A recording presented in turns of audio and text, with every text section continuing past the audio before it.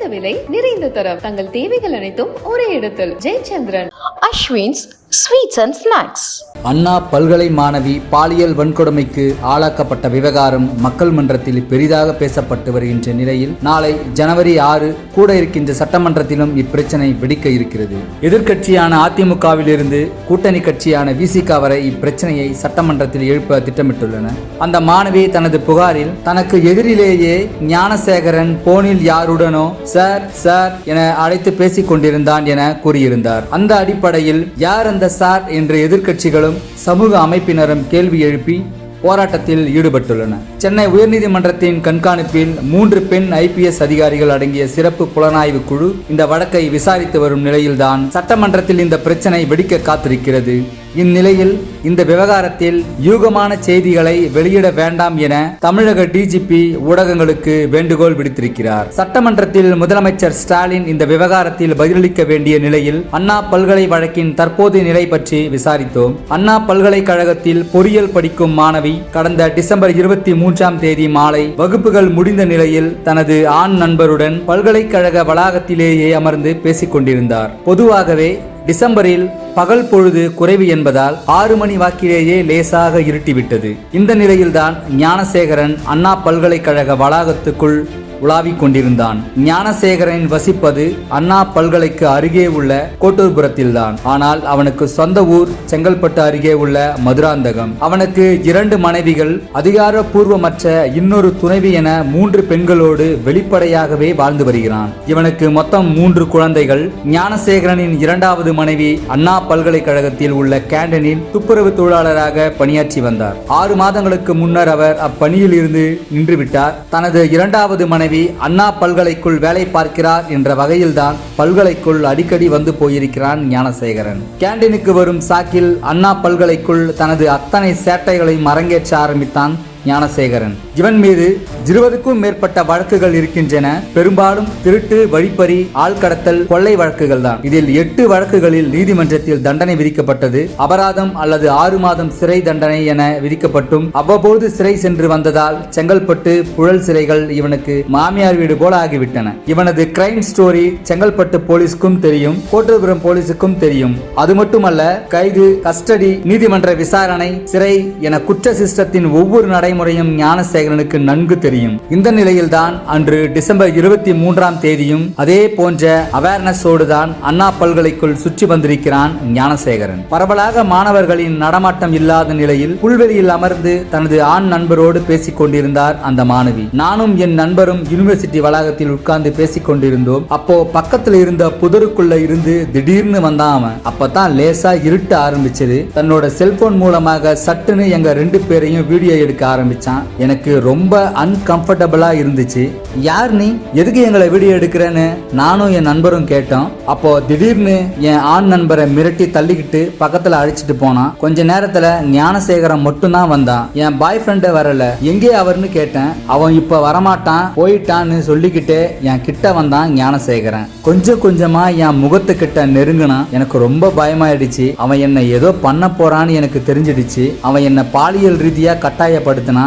நான் என்னை விட்டு இப்ப மென்சஸ் டைம் வேறன்னு அவங்கிட்ட கெஞ்சினேன். நான் ஏற்கனவே ரொம்ப டயர்டா இருந்தேன். ஆனா அவன் அப்ப சொன்ன வார்த்தையால எனக்கு பெரிய ஷாக் ஆயிடுச்சு. மென்சஸ் டைமா, அப்படின்னா பரவாயில்ல வா ஓரல் செக்ஸ் வச்சுக்கலான்னு அவன் சொன்னதும் எனக்கு இடி விழுந்த மாதிரி ஆயிடுச்சு. ஆனா அவன் என்னை தொடர்ந்து வற்புறுத்தினான். என்னை தொல்லை செய்து கொண்டே ஆடைகளை களைந்து கையில் வச்சிருந்த போனால வீடியோ எடுத்துக்கிட்டு இருக்கான். அரை மணி நேரத்துக்கும் மேலாக அவனோட கொடூர பிடியில் இருந்தேன். அப்பதான் வீடியோ எடுத்த போனை காதுல வச்சுக்கிட்டு அவன் யார்கிட்டயோ பேசினான். சார் சொல்லுங்க சார், நான் இங்க தான் இருக்கேன், அந்த பொண்ணு கிட்ட தான் பேசிக்கிட்டு இருக்கேன், ஒன்னும் பிரச்சனை இல்ல, அனுப்பிட்டு பேசுறேன் என்று சொல்லி போனை கட் பண்ணிட்டான். போனை கட் பண்ணிட்டு உங்க யூனிவர்சிட்டியில முக்கியமானவர் தான், அவர்கிட்டயும் நீ போகணும், உனக்கு எந்த பிரச்சனையும் இருக்காது, எல்லாம் நல்லாவே நடக்கும், நான் பாத்துக்கிறேன்னு சொன்னான். எனக்கு உசுரே போயிடுச்சு என்று அந்த புகாரில் சொல்லி இருக்கிறார். அண்ணா பல்கலை அபலை மாணவி. சென்னை உயர்நீதிமன்ற உத்தரவுப்படி அமைக்கப்பட்ட 3 பெண் IPS அதிகாரிகள் குழுவும் அந்த மாணவியிடம் விசாரணை நடத்தி நடத்தியுள்ளார்கள். தமிழ்நாடு சாராத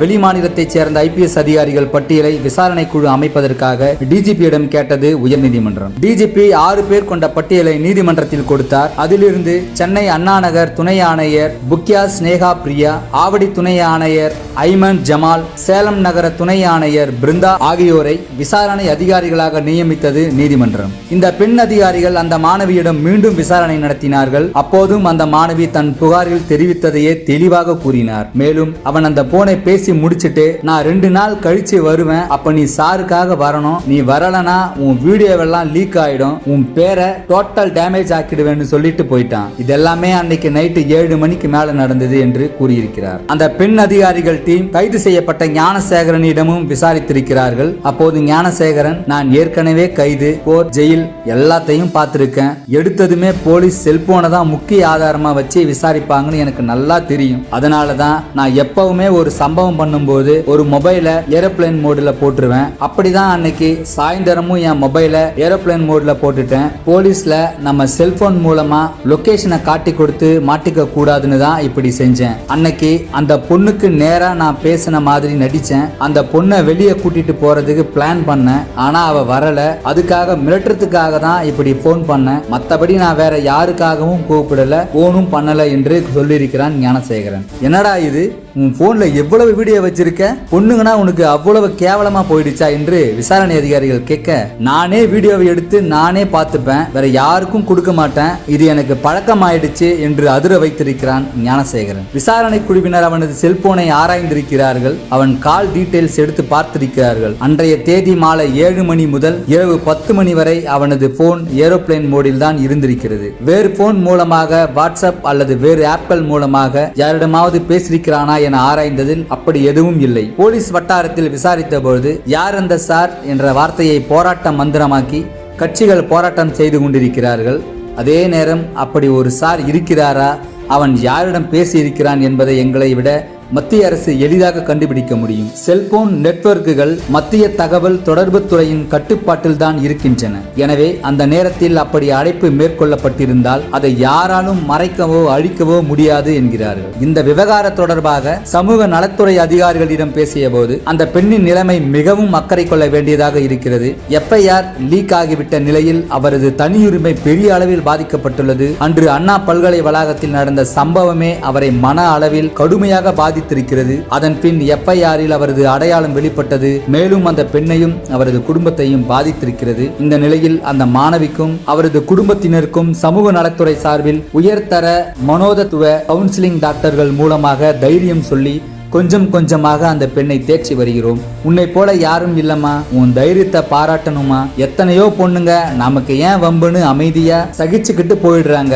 இந்த உலகத்துல தைரியமா நின்னு புகார் கொடுத்திருக்க, நீ பெண்களுக்கெல்லாம் ஒரு ரோல் மாடல் என்று அந்த பெண்ணின் மனதை உறுதிப்படுத்துகிற மாதிரி தொடர்ந்து அவர்கள் பேசி வருகிறார்கள். இதனால் கொஞ்சம் கொஞ்சமாக அந்த பெண்ணும் அவரது குடும்பத்தினரும் மன உறுதி பெற்று வருகிறார்கள். சிறப்பு விசாரணை குழுவினரையும் அந்த கவுன்சிலிங் மருத்துவர்கள் சந்தித்து அந்த பெண்ணிடம் விசாரணை நடத்தும் பொழுது, போலீஸ் என்கிற தொழில் முறையாக செய்யாமல் பெண்ணாக இருந்து விசாரியுங்கள் என்று கூறியிருக்கிறார்கள். அதன்படியேதான் சிறப்பு விசாரணை குழுவினரும் அந்த மாணவியிடம் சக தோழியாக, தாயாக, சகோதரியாக அமர்ந்து விசாரணை நடத்தியிருக்கிறார்கள் என்கிறார்கள். இந்நிலையில் ஞானசேகரன் மீது குண்டர் சட்டம் பாய்ந்துள்ளது. மேலும் விரைவில் குற்றப்பத்திரிகை தாக்கல் செய்யப்பட்டு சிறையில் இருக்கும் போதே சட்ட ரீதியாக தண்டனை வாங்கி கொடுக்க போலீசார் தீவிரமாக்கியுள்ளனர். குறைந்த விலை, நிறைந்த தரம், தங்கள் தேவைகள் அனைத்தும் ஒரே இடத்தில். Jayachandran. Ashwin's Sweets and Snacks. மின்னம்பலம்.com தமிழின் முதல் மொபைல் பத்திரிகை.